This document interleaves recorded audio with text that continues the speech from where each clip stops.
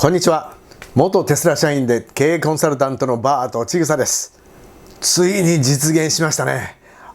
テスラのリバースエンジニアリングで非常に有名なサンディー・ムンロさん、そしてそのテスラの CEO であるイーロン・マスクの独占インタビューです。これってね、実は皆さんが思うよりもずっとすごいことだったんだと思いますよ。でもね、あれって49分ぐらいあったじゃないですか。だからちょっと長いなっていう方のために、今回はそのダイジェスト版と僭越ながらこのバーとチグサが追加情報も入れてお届けしますね。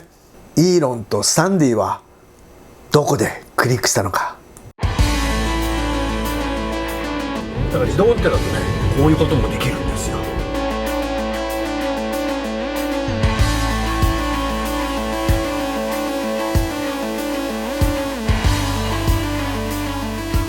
立ち上がれ。さて今日の話、いきなりボディの立て付けと塗装の品質、テスラはいつがお買い時、そしてシートの品質と自社生産、 FSD と道路の状態、メガキャスティングの今後、 MBA とショートに関して、寝たら家に帰る車。さあイーロンとサンディはですね、過去に何回もテレビ会議等でね話し合ったことはあったんです。でもこうやって直接会って、それも単独対談インタビュー、これは初めてだったんですよね。以前サンディはかなり辛口でモデル3の批評とかしてましたし、さあドキドキしたんじゃないでしょうか。そしてサンディは長年自分が勤めてきたこの自動車業界を本当の意味で改革しているこのイーロン・マスクに直接会う、これにはですねかなり興奮したんだと思います。そしてイーロンはテスラの社員がイーロン喋りすぎって漏らすぐらいに結構正直にですね、裏の話だとか今までの経緯の話とかね喋ってましたね。さてじゃあそれをもう一度振り返ってみてみましょう。I've had criticisms in the past, and it was what it was. Okay. And even on the Model 3 we have, I wanted to show you the gaps on one side, but not on the other. I don't understand how that can happen. Sure. So, but no, I thought your criticisms were accurate. Yeah. Well, so I've got a question. For some reason or other, we have a couple of little problems with our car, and then I see another car, and it's a perfect build. If I would have had that, any kind of comment or response or whatever from that would be greatly appreciated. Yeah. Well, it took us a while to kind of iron out the production process. I just don't understand it. Mine was built this month. His was a month later. Mine had problems. His is perfect. Yeah, we actually did improve gap and paint quality quite a bit towards the end of last year. Even in the course of December, there was we were able to really focus on it and improve it a great deal. One of the things that was happening when we were ramping production was the paint wasn't necessarily drying enough. So it's well, if you go faster, it's like you just discover these things. So if we knew them in advance, we'd fix them in advance. But you ramp the line, and then the paint that had an extra sort of minute to dry, or 2 minutes or whatever. Now it doesn't have the 2 minutes, and so it was more prone to have issues that needed to be corrected. This is one example. Yeah. Yeah, production is hell. さあいきなりボディの立て付け、特にねドアとボディのギャップとかですね、いきなり突っ込んでましたよね、サンディさん。特にねモデル3がデビューした当初、それはもう何ヶ月もの間、もう1週間に何台作れるかっていうね、それがねすごく問題になってました。もうその頃40万台以上の予約が入っていて、で生産スピードが全然追いつかなかったわけですよね。でもう前にもねお話しましたけども、その生産ラインを全特化するぐらいのもうかなり荒技で対応してました。スピードが最優先だったんです。特にこの塗装のね、この乾燥の時間が十分じゃなかったと言ってましたね。今だからね言える話だと思うんですけども、で去年の12月この立て付けとか塗装のね進化が非常に見られたと。で12月の間に見られたって言ってましたよね。そしてサンディさんが最近購入したこのモデル3は2021年用のモデルなんですけども、この工場のアップグレードが行われる前だったみたいなんですよね。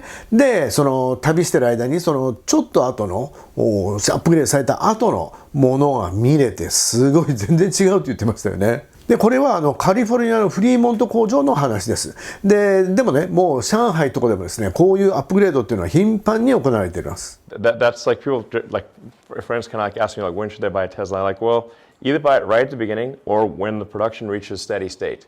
But during that like production ramp, it's super hard to be like in vertical climb mode and get everything right on the little details. It's just a super difficult thing. So if you really want like things to be dialed, it's like actually the very very early cars, or once production is leveled off, that's when it's going to be best. でイーロンも言ってましたよね。そのテスラっていうのはいつ買うのがいいんですかっていうのね、そういう質問を宇宙飛行士から受けたって言ってましたよね。でイーロンはその新モデルが出たばっかりの頃か、もしくはその生産ラインがね少し落ち着いた頃がいいと言ってました。でこれがどういう意味かっていうと、つまりね、この新モデルが出たばっかりの頃っていうのは、何しろその先進性をですね、早く、運転したいわけじゃないですか。ね、友達にも見せたいし、そういうですね、そのテスラファンとしては絶対に欲しくなる時期ですよね。で、この頃に買う方っていうのは、おそらくアーリーアダプターだと思うんですね。ですので、多少のですね、細かい不具合があったとしても、それはもうちょっと目をつぶってくれるね、ぐらいの許容範囲がある、お客さんだと思います。で、その後、生産ラインっていうのはですね、いろんな微調整とかね、どんどん進んでいって、で、その、精度が上がっていくわけですよ。でもその間にね、もう一番乗りじゃなくなっているわけですね。でも、その分、やはりその細かい不具合とかがね、だいぶ少なくなっていく。どんどん減っていくっていうことですね。それのトレードオフなわけです。そしてその生産ラインのね、その微調整とかアップデートが落ち着いて、そうなってくると、その細かい不具合とかがどんどん少なくなっていく。で、安定してくるわけですね。品質が安定してきます。なので、そういうものを欲しがるお客さんは、そこが一番いいと、イーロンは言ってます。でね、これはいつもお話しするマーケティングのですね、そのお客さんの層の違いですよね。イノベーターから始まって、アーリーアダプター、アーリーマジョリティ、レートマジョリティというふうにね、それはですね、どういうそのタイミングでどういう品質のものを自分がゲットするのが一番納得するかっていうね、その差なんですよね。ですから単純にいい悪いの問題ではないんです。さあ、あなたはどっちのタイミングで買いたい人ですか？ Well, yeah. And I have to tell you, we've gone about almost 6,000 whatever, I can't remember, 6,000 plus miles so far in a couple of days, in a few days. And the seats in your car are phenomenal. Yeah. Absolutely phenomenal. I can't say enough about them. I drive a Jeep Wrangler. Yeah. And if I had to sit in that seat for an hour, I'd have to get a chiropractor sure. and probably surgery. These seats, we were sitting in them for hours and hours and hours and hours, and there's no fatigue. They're brilliant, and you make them yourself. Yeah, absolutely. So, what we're really trying to do there with the seat is, and we put a lot of effort into this, is minimize any peaks and any pressure peaks. So it like evens out the pressure. Like if your butt hurts, it's basically going to be because there's some part of the seat that is producing a pressure peak. Yeah. And that's going to just cut off your circulation and make your butt hurt. Just I don't know, lap of luxury. It just feels great, you know. Yeah. That you can sit in for a long time and it's still comfortable. That was a long journey and a lot of effort. Yeah, well, it paid off. Like I said, we do a lot of work on different things, and I would say without a question of a doubt, the seats, in my estimation, for my body and one is the best seat on the planet. There's nothing better than that. And a lot of the OEMs, they don't want to make seats because they say that's something that should be outsourced. And I believe that anything you touch, anything that you're going to interface with, has to be made in-house because that's your profound knowledge. So. Yeah, absolutely. And you iterate on it and keep making it better. This particular seat, it has improved quite a lot from the early production Model 3 or early production Model 3 to present day. It's improved a fair bit. And like one of the breakthroughs was like actually Franz von Holzhausen had a seat that the studio had done, and I sat in that seat and I was like, wow, this seat's great. And we're like, okay, let's figure out how do we get a production seat to feel like a bespoke, handmade, hand-tailored seat without costing a ton of money. So you just can't. It's very difficult to do that if you're working with a supplier. So well, near impossible because they got to get it cranked out and moving and quickly. And then what they want to do is they want to take the underpinnings, those weldments or castings, if they haven't gone that far. They want to use those over and over and over again for everybody, and so consequently, everybody may look different on the outside, but inside, probably not so much. So that's good stuff. ね、サンディさん、このモデル3のシートはもう地球一すごいって言ってましたよね。そしてもっとすごいのはそれを自社生産してることだって。ね、いつも言ってるこのテスラの垂直統合っていうのはここにもね、出てますよね。そしてサンディさんがよく話すこの連続的改善。これもですね、こういうところにそのいい結果が出てるわけです。で、この自社内のこのデザインスタジオで、手作りでね、作ったものをね、もうイーロンが、もうめちゃくちゃいいねと言ってましたけども、それを、手作りですからね、それをですね、実際にその大量生産をして、コストを下げて、製造工程を簡略化して、それをですね、どうするかっていうのを何度も繰り返してテストをしてですね、そういうふうにやってるんだという話でしたね。で、またその体重がかかるそのプレッシャーポイントをその分散していく、単なる見た目とかね、そのパッと座った時の座り心地だけじゃなくて、もう長時間座った時のクオリティ、そこまでね、非常に細かく向上させてるということです。で、私のモデル3なんかはですね、2019年の7月でしたから、そう、もう今かなりだいぶ違ってるんですね。I have to tell you about the best stuff. And okay, so we had the beta autopilot system, and and we did have problems. But the problems weren't with your system; they were with the roads. People are painting. Either they don't paint in certain areas, or they paint right in the center. So how are we going to get legislation to make it so that things are consistent between states? In the old days, it probably didn't make much difference, but now we're moving into self-driving, and well, I mean, frankly, I think for self-driving, even if the road is painted completely wrong, and a UFO lands in the middle of the road, the car still cannot crash and still needs to do the right thing. So, what really matters, the prime directive for the autopilot system is don't crash. That really overrides everything. So no matter what the lines say or how the road is done, the thing that needs to happen is minimizing the probability of impact while getting you to your destination conveniently and comfortably. But the prime directive, absolute priority, is minimize probability of injury to yourself or to anyone on the road, on the pedestrians or anything like that. So, and it's really, it can't be dependent on the road markings being correct or anything like that. It's just got to be, no matter what, it's not going to crash. Well, I still think that that the road commissions in one I better shape up. You can change that. It's a setting. Oh, really? Yeah. You'll have to show us that because I don't like that one. But it's it's following the rules, and that's great. I mean, it would certainly be helpful to have roads with accurate markings and everything. But like I said, really for self-driving, it's got to be, even if somebody tries to trick the car, they do not succeed in tricking the car. Right. Because people will do weird things. So it's got to be maintain safety no matter what, and don't let yourself get tricked. That's So well, and I never seen anything, never ever seen anything quite like what you've got in the new self-driving thing. This is just absolutely brilliant. This should get into the marketplace as fast as possible. It's accurate. It's much more accurate than what we have in the Model 3. It's accurate. It's kind of aggressive because if there's a hole, it'll find that hole. It makes left-hand turns, which I've heard from everybody can't be done. I mean, these are the things that this will save more lives than airbags, seat belts, and anything else that anybody's ever gotten. Because I think that's correct. It will. Yeah.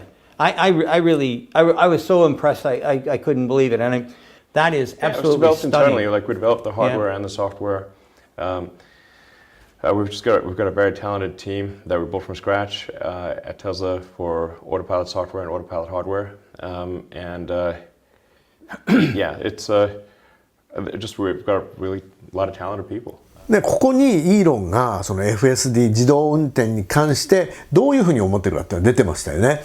で、たとえ UFO が道路の真ん中に降りてきても事故らないようにとかね言ってましたもんね。事故を起こさない、怪我をさせない、それがもう最優先だという話です。そして 99.9% でもダメだから、もうそれはもうね、安全性の確認をもうどんどんもう細かくやるっていうふうに言ってました。まあそれはね、当然といえば当然なんですけれども、まああそこまでね、まあ自信ありげにですね、確信を持って喋るイーロンを見れたっていうことはね、いいことだと思います。まあ例えばその道路の線がね、まあ曲がってたり、例えば間違ってたとしても、それでもちゃんと走れると。そういう世界を、そのビジョン方式をですね、どんどん突き詰めていくというね、そのイーロンの決意がなんか現れていたと思います。And the more parts you get rid of. In fact, a long time ago, when I counted up the number of things in the wheel area, I said this should all be one part, and then. Totally agree. Like first of all, I think you can generally see the errors, the organizational structure errors. They manifest themselves in the product.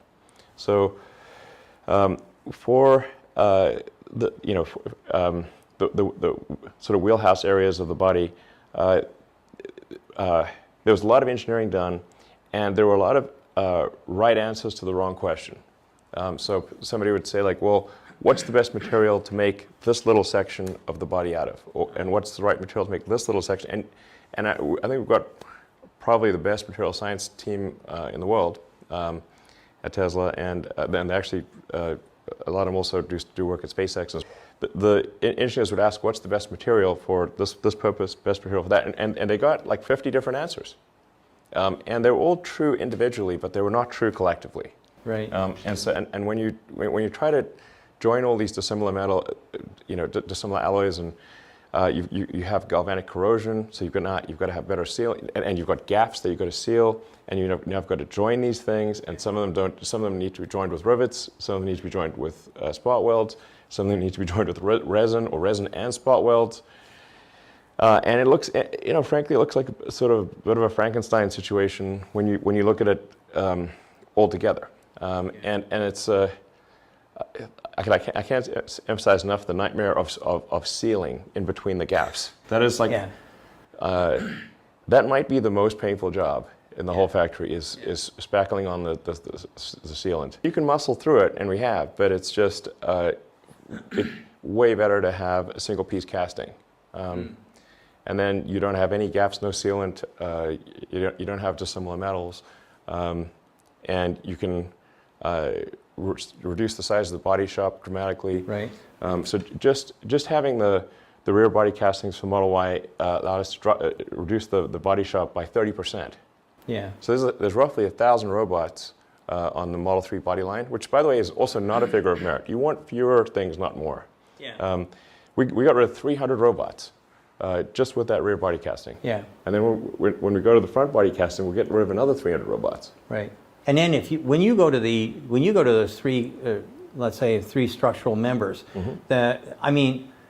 you put a body on top of that, it's going to be a perfect build. And as a guy who had to work in body shops, and as a guy who used to make molds and dies and whatnot, it's really difficult to take a whole bunch of pieces and glue them together, and there's nothing, right? Yeah. I'm just using fixtures, and then some well, you're going to have purchasing tolerance stack up. I mean, that's the issue. Yeah. Is like if you've got a whole bunch of separate parts, and each of them has got a given tolerance, even if that tolerance is tight, and it could be like 0.2 millimeter tolerance, but you've got like 50 parts. Okay, now you multiply them together. And you can't win. Exactly, and you're going to also have like just variance between cars. Yeah. So that's for sure like one of the reasons why it's best to just combine the parts and not have separate parts, and then also just go for extreme levels of precision. You guys are material science experts. I mean, you make your own. We know a little bit about what's inside those electric motors and actually the aluminum used for the mega castings. These things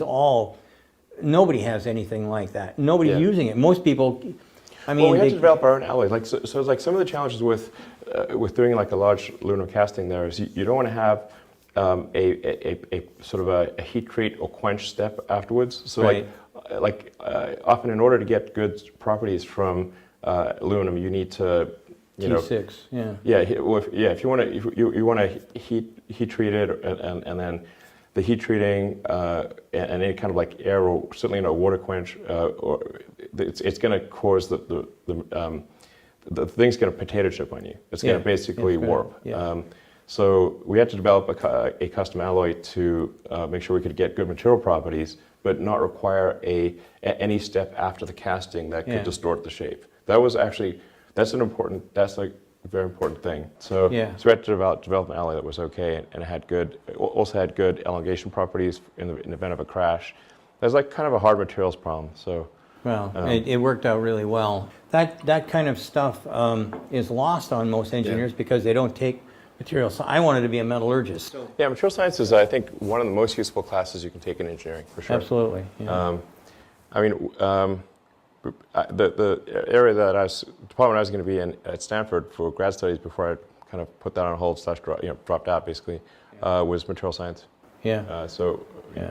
Well, I'm a big fan of material science. Well, I am as well. I think. さあ、メガキャスティング、ここはですね、サンディさんが一番注目しているところです。今回ね、サンディさんの会社、ムンロ&アソシエイツがですね、その解体テストをするように新たに購入したモデル3。これがですね、ちょっと見てみたところで、メガキャスティングを使ってないということが分かったんですね。ですから、それに対してね、すごく落胆してました。で、実はね、このモデル3がメガキャスティングを使ってない一体成形をしていないということが分かった時点で、もうね、今回の解体テストはやめようというぐらいまでね、それで決めたぐらいのもんなんですよ。そしてムンローライブでね、貼ってある車をですね、今売りに出してるんです。いずれはね、そのモデル Y に今入っているようなですね、後部ボディのね、の骨格の部分ね、あれ一体成形してますよね。あれのようにですね、もう前の方ですね。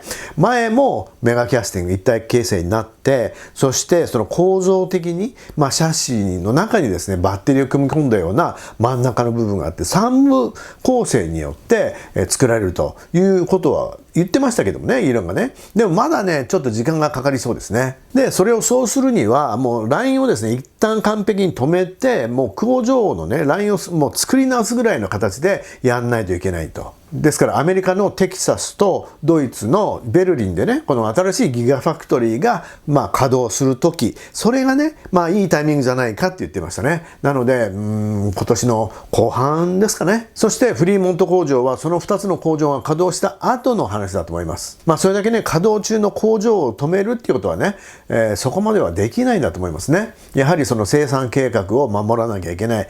そしてキャッシュフローもね、止めるわけにはいきません。で、このイーロン流の説明っていうのはね、そのバスが時速80マイルで高速道路を走っている最中にタイヤ交換はできないという言い方をしてました。しかし、この一体成形するというメリットはですね、確かに大きいわけです。じゃあ今、テスラ以外の会社がどうやってるかというと、その何十ものね、パーツを合体させて構成するわけじゃないですか。そうするとね、それぞれのベストの素材がちょっとずつ違う。で、そうすると、その止め方とか、止める材料だとか、そういうものが変わってきて、ちょっとずつね、継ぎはぎになっていくわけですよね。そうすると、イーロン曰く、もうフランケンシュタイン状態だという言い方をしてます。しかし、単に、じゃあもう一体成形にしようというぐらい単純なものでもないんです。あれだけ大きくてですね、複雑な形をしている、ね、それを一発のですね、キャスティングで成形するには、もうそれはもうテスラオリジナルのアルミ合金を開発する、そこからやらないとできなかったんです。ですからその素材科学の部分までね、2人は踏み込んで話してましたよね。本当にね、もうハードコアなエンジニアたちですから、2人とも。ね。で、そのレベルから作るっていうのは、もう他のメーカーだとね、そのエンジニアの人たちの中に、そういう知識とかがね、もう消えちゃってるんですって。で、その辺がですね、そのファーストプリンシプル、第一原理で考えるイーロンは違うんですよ。I guess the last thing is probably the most controversial. You made comments which I've been saying for years. At MUNRO, if you want to get your master's, I'll pay for it. If you want to take a course in mechanics or something, I'll pay for it. Even if you want to take a wood carving thing, I'll pay for it. But I will not pay for an MBA. I won't do it ever, never. So you made a comment, and I started tap dancing because people listen to you. I don't get the same kind of respect, but people listen to you, and I really, really was excited when you talked about that. So if you can elaborate on that a little bit, that would be great. Yeah, I think just generally the path to leadership should not be through basically MBA business school situation. It's like it should be kind of work your way up, do useful things, and there's a bit too much of somebody goes to a high-profile MBA school and then kind of parachutes in as the leader, but they don't actually know how things work. They could be good at, say, PowerPoint presentations or something like that, and they can present well, but they don't actually know how things work because they do not, they parachute in instead of like working their way up. Yeah, they never went through an apprenticeship, for lack of a better word. Yeah, they're kind of like just not aware of what's really needed for to make great products. So. I mean, I don't want to trash MBAs too much here, and I actually do have a dual undergrad, Wharton undergrad, and physics at UPenn. So, so I have I have direct exposure to business school, and I went to do undergrad business school with physics, but and I was a teaching assistant for 2 semesters, and I graded MBAs and undergrads, but I think it's just a little bit too much. Like people look at MBA school as like I want to parachute into being the boss instead of earning it, and I don't think that's good. Speaking of not good, and this might be the last thing, I've never really been a fan of short sellers. I don't know whether you have a comment on that. Well, I think that there's very few areas in life where you can sell things that you don't own, and the short selling really where you can sell shares that you don't own. But then the problem is like the way short selling is used today is it's kind of like it's frankly used against the public. So most people aren't aware that short selling even exists. And then the ones that are, very few of them know actually how to use it. It's basically like 0.01% of stockholders know how to use short positions to get ahead.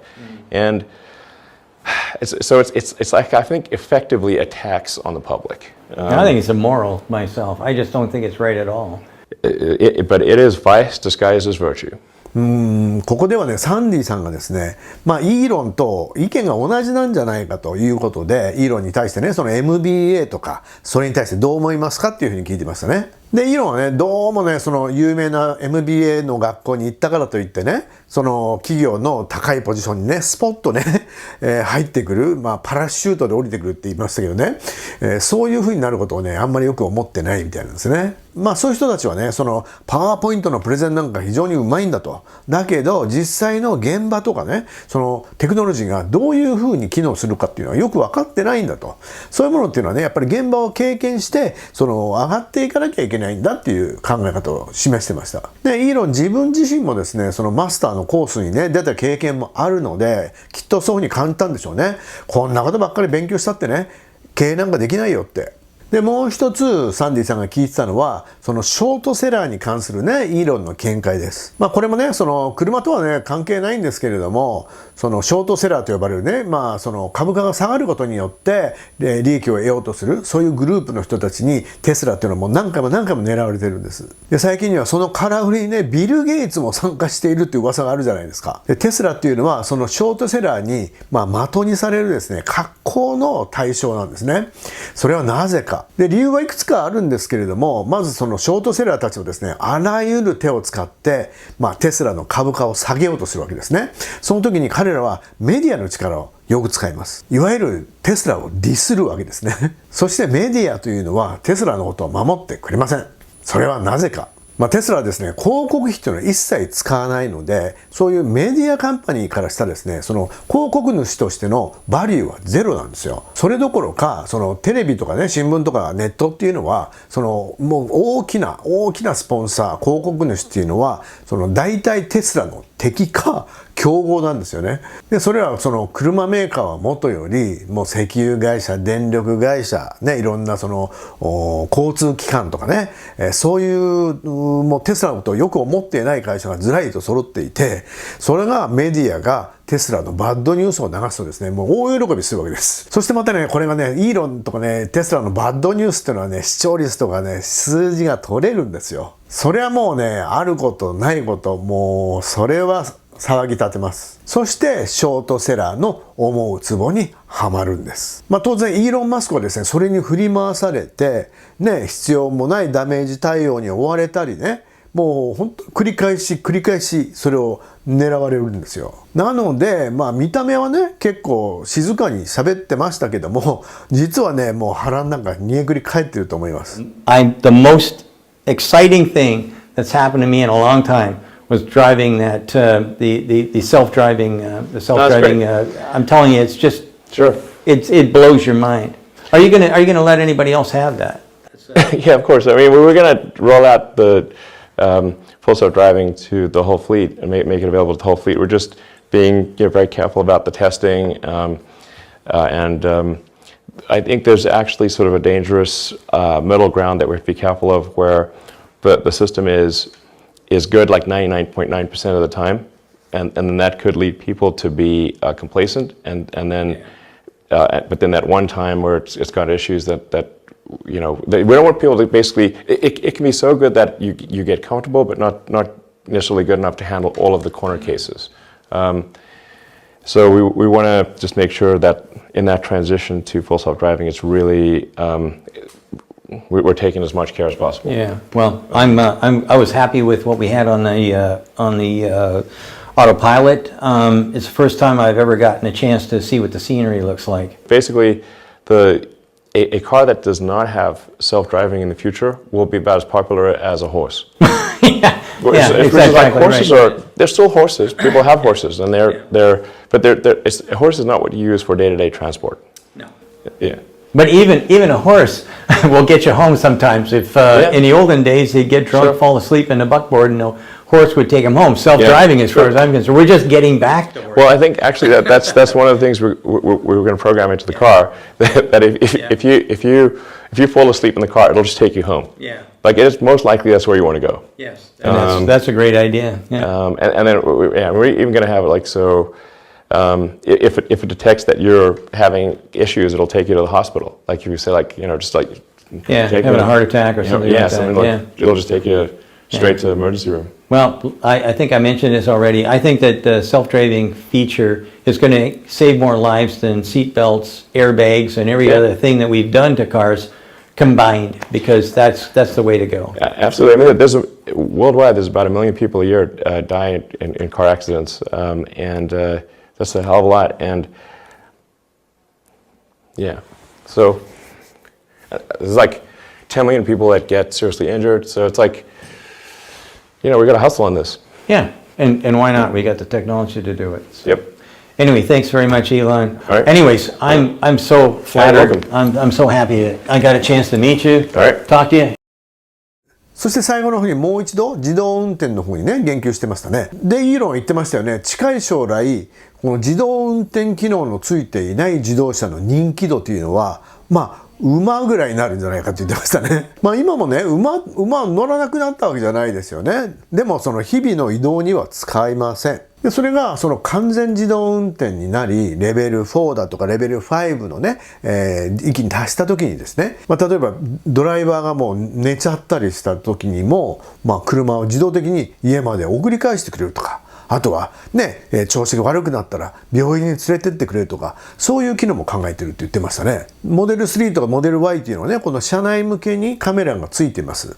で、それをビジョン方式で見てね、AI で判断したりいうことはですね、できると思うんですね。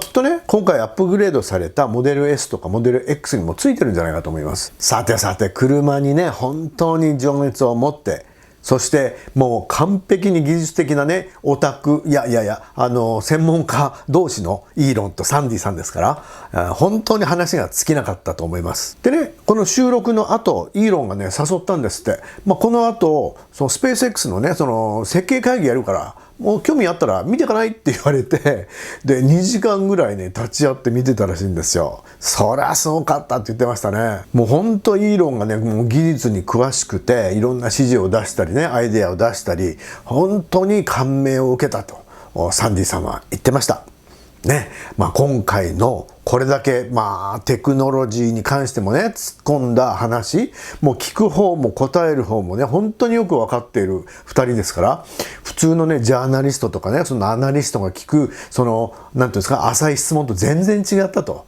いうことで、ついついイーロンも喋りすぎちゃったみたいです。またぜひねやってもらいたいなと思いますので、サンディさんにもリクエストしておきます。また皆さんの感想もここに聞かせてください。ではまた。